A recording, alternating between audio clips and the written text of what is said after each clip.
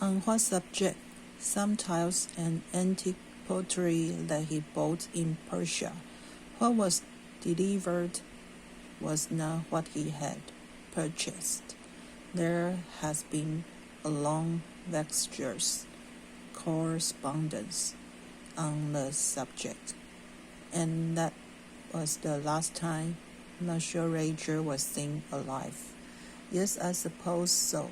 Do you know when Monsieur Rager received the last threatening letter?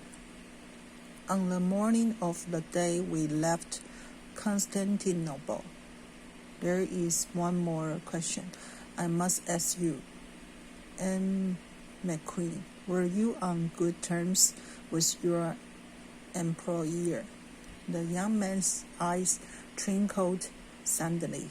This is where I am supposed to go all goose flashy down the back. In the words of a bestseller, you have nothing on me.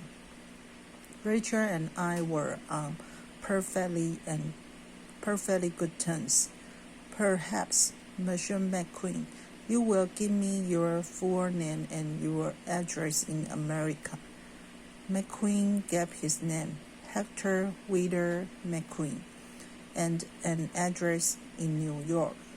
Poirot leaned back against the cushions. That is all for the present, Monsieur McQueen, he said.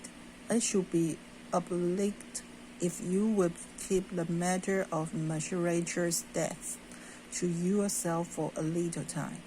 His valet, Masterman, will have to know. He probably knows already, said Poirot dryly. If so, try to get him to hold his tongue. That ought not to be difficult. He's a Britisher, and is what he calls keeps himself to himself. He's a low opinion of Americans, and no opinion at all of any other nationality. Thank you, Monsieur McQueen. The American left the carriage. Well, demanded Anne Book.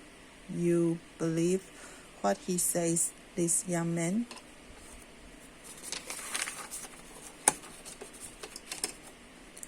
He seems honest and straightforward.